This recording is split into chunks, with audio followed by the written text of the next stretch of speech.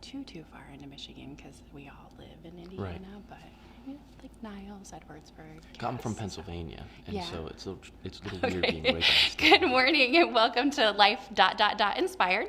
My name is Stephannie Hoff, and I'm sitting in for Diane Bennett, who is on a well-deserved vacation. We hope that she's relaxing. Been seeing some work emails, so hopefully she is getting a chance to take a break. So we just want to welcome you again to Life Inspired. We have today with us Jason Dickinson, and he's going to share with us a little bit about how he was going through life and God interceded, and then how did life change after that? Sure. So good morning, Jason. Well, good morning. Thank you. Thank you for having me.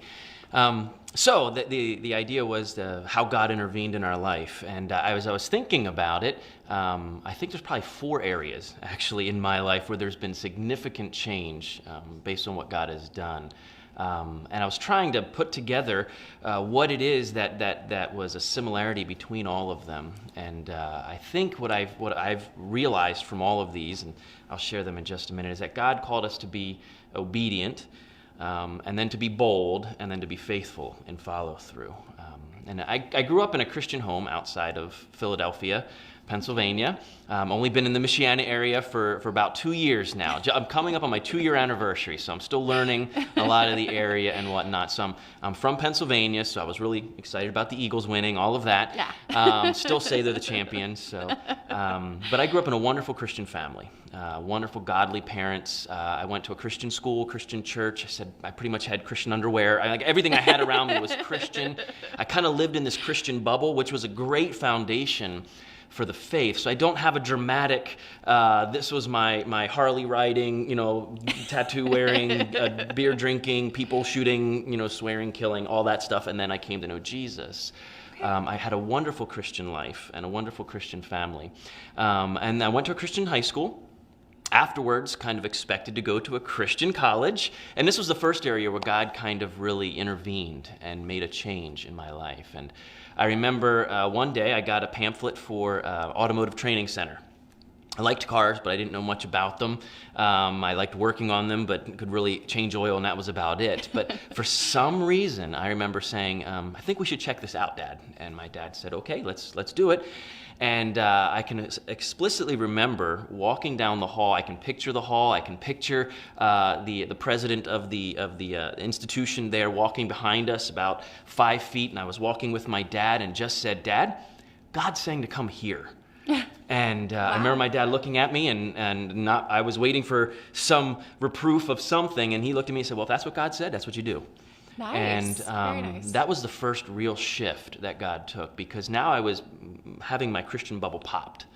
And I was moving from inside this very safe realm of having been spoon-fed the Christian faith to now going and working with a bunch of young adults who were questioning the faith, if anything, or very antagonistic to the faith. And so it was the first time I really had to learn to own my faith as I walked with these young men, and they would ask me all sorts of questions, as you can imagine you get in a garage scenario. But that really caused me to really say, you know what, I was given this as a child. Do I really believe it? Do I really understand it? And so I went on a journey at that moment to really say, okay, well, if this is it, if this is what I've been given, let me explore it. And if this isn't it, if Christ isn't really who he says he is, and if Jesus isn't the Savior of the world, then I will walk away. And so I went on a journey for about a year or so and came to the conclusion that the Bible, Jesus, Christ, makes the best sense of the world. And so that was a real turning point for me, not only in my own faith, but then also in how I viewed seeing others' journey to faith, because that began for me a heartbeat for mission. As I walked with these men and was told for so long to stay away from the world, I was now plunked into the world and found that many of the things that I would preach to the choir or was taught to evangelize sometimes didn't work with people. Sure. As they weren't quite ready in their faith journey. And so I began a season of working in the garage as a mechanic. And then later in the auto body industry, and then a little bit later than that, so I had about maybe 12-year span there of working in an insurance industry with automobiles as well. But during that whole time, I really developed a love for walking with people, life on life, finding that their Jesus questions were, where their struggle is, where their hurts are, and being able to give them the answer of the gospel in that. So that was the first big turning point, I think, for me. Wow. During that season, I met my wife, a wonderful woman, and we got married. And by this time, I'm now working in the insurance industry. Wonderful job. The sky's the limit. I was moving my way up. Everything was wonderful. We were volunteering in a church. And this is where the next ... came along, where God said, hey, I think I want you to go to seminary, and I think I want you to do this as a full-time profession. So I had my diploma from this automotive training center, but I didn't have a degree. And so I really felt as though I should have a degree and I should go to seminary if I was going to be a pastor. I had no idea how that was going to work out. By this time, we have 2 children. Wonderful job. Everything looks great. By the world standards, I was moving in a wonderful direction. And I approached my wife and said, I think God's calling me to be a pastor. She also grew up in a Christian bubble and promptly said, no, that's not what she's going to do. But she said she'd pray about it. And so we prayed, and we both began a season of saying, okay, God, what is it you want us to do? We want to be obedient.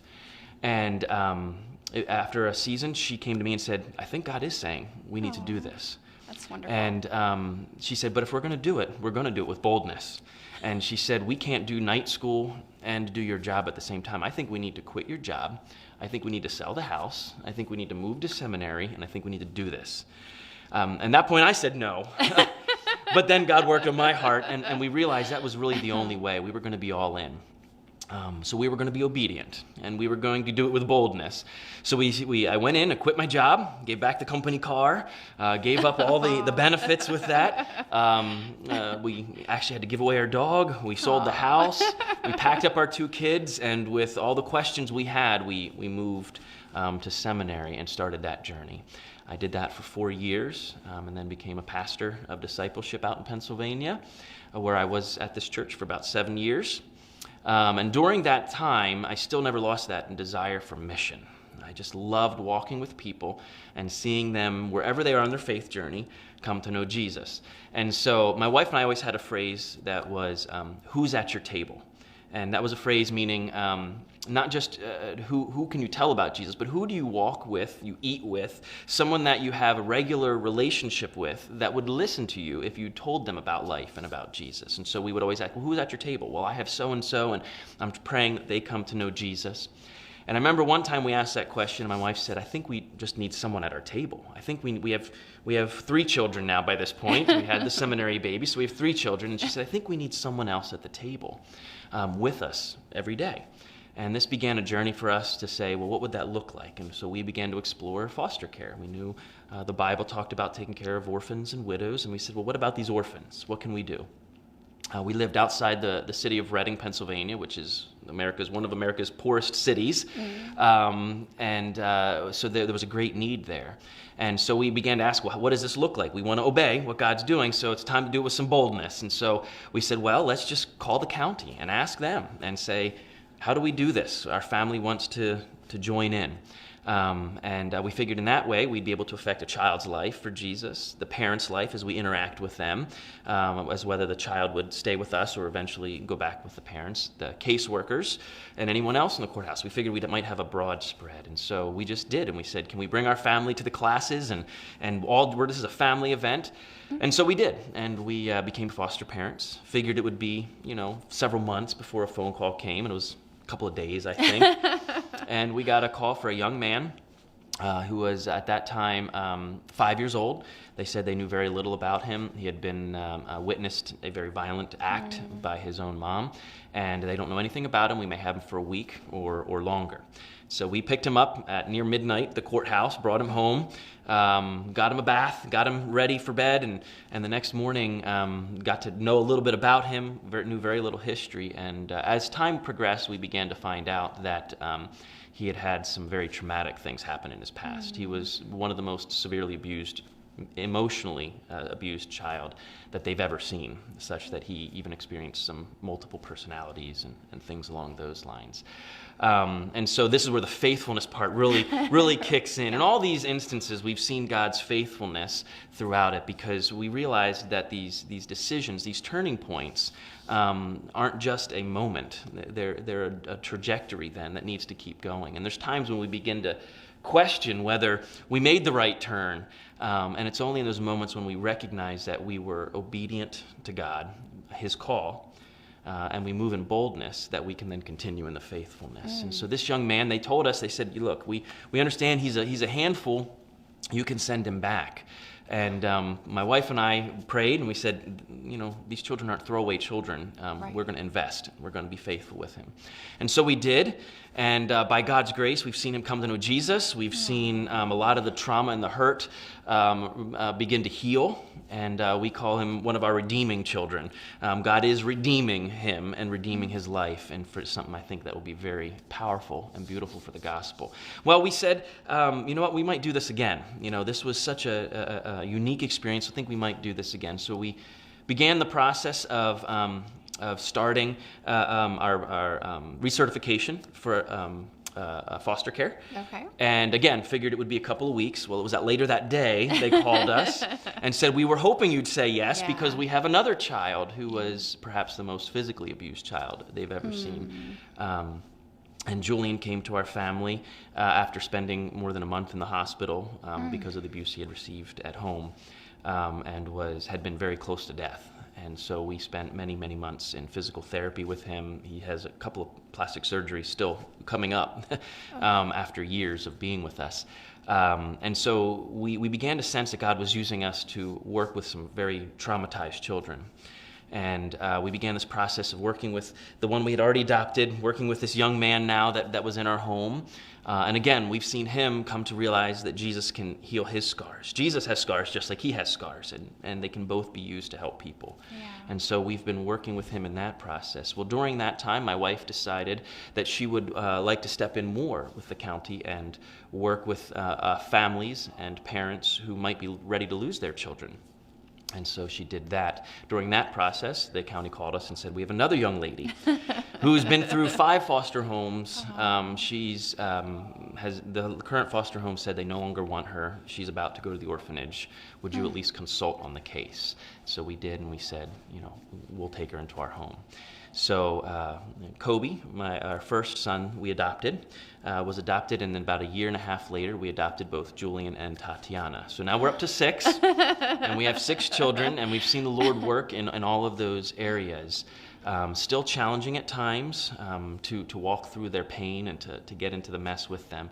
But our family, our biological 3, have been extremely supportive, and they've actually been probably a bigger help than my wife and I in all this process. So that's probably the third area. And as we were in Pennsylvania and we've been walking through this process, I'm pastoring a church out there. I have a passion for mission and seeing people come to know Jesus. We began to sense that God might be doing something different than just professional ministry in a typical church setting. We began to explore what that might look like, church planting, things like that. And I began to take a season off of church, saying I just need to back out and actually minister in the mission field, and went back to the garage for a year and began to just work in a body shop, in a dealership with men, none of which went to church. I was able to do some very neat things, share a witness to one man's wife who was dying. Got to share the gospel before she passed away, and then he had no pastor, so he asked me to do the funeral. So I was able to share then the gospel with everybody there. I was able to counsel some people who had gone through some difficult things in their lives, and be able to just share the gospel with each one of them as they brought it up. And so it was really a powerful time. But during that season, we began to sense that God was doing something, we weren't sure what. And this strange church out in Indiana called, and I say strange because I didn't know anything about Granger, Indiana. I've never been to the Midwest. Sure. All my family is in Pennsylvania. And at first I was very hesitant because I thought I was going to do some pioneering new thing that God wanted to do that somehow on the East Coast we would do. But as throughout these other experiences, I've realized it's whatever God calls, we need to be obedient. Yeah. My wife reminded me of that very clearly as I called back the church and said, sure, I'd be willing to have a conversation. They decided they wanted to bring us out so that they could meet us. And I warned them I would bring all 6 kids, hoping to deter them so that I could do whatever it was that I really wanted God to do with me. And as we showed up and as we met the church that we're at now, Granger Missionary Church, we felt the Spirit of God was there. And I looked at my wife as we drove away back to Pennsylvania and said to her, what do you think? Hoping she'd again say, no, we need to stay in Pennsylvania. She said, this is what God's calling to do. And I said, I think you're right. And we asked each of our 6 children, they said, this is what God said to do. Mm-hmm. So within a couple of weeks, we moved with boldness. And within a few weeks, we packed up our entire house, a large dumpster out front, threw a lot away, gave a lot away, and filled 1 truck to bring all 8 of us out to Indiana. And moved out here in the middle of the school year, which the children were willing to do. And have been here for almost 2 years since. But through all of those situations, again, while it required some boldness on our part, it wasn't without questions, it wasn't without fear, it wasn't without all sorts of things that scared us, frankly. But God's faithfulness in each of these situations has been quite remarkable. So I noticed in each instance you felt like God was speaking to you. Yes. Can you share just a little bit about what that's like?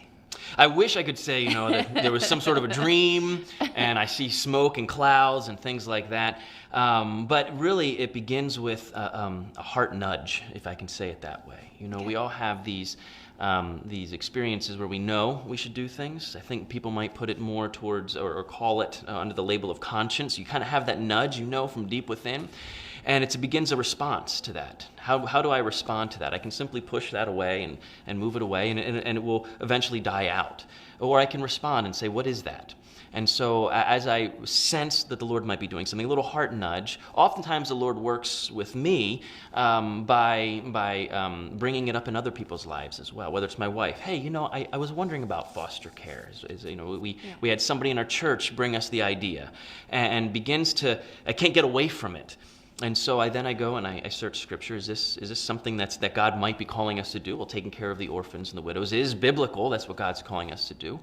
And then I begin a season of prayer, because if I don't want it to be my movement, especially if it's going to require boldness, I want to see what God can do in it. And so I begin a season of prayer, first asking God, if this is it, then begin to open some doors, and typically He will. Through our journey of moving to seminary, we believed God was opening doors to get us to one place, one specific place. And so we were so excited about that. It looked perfect. And oftentimes then our prayer then shifts and says, God, we're making a bold move here. So if this isn't your will, would you please stop us? If we've somehow misheard you, if we somehow misunderstood, would you please stop it? Because we don't want to be disobedient. And in that instance of seminary, while we were looking at one particular place, God shut the door. And we were stunned, only to have us open another door in another area that was a much better route and enabled us to get to the place we are much faster. And so it begins with an understanding, a recognition of the heart nudge, then seeking God where He might be starting to lead, and then asking Him to confirm it or stop it if it's not. That's how He's worked with me, anyway. Sure. Nice. Well, thank you very much for sharing Absolutely. your story. We really appreciate you coming. And thank you so much for sharing time with us today. We wish you a great weekend, and we'll look forward to seeing you next time on Life.Inspired. All right. Thank you. That's awesome. Well, thank you very much. I appreciate it.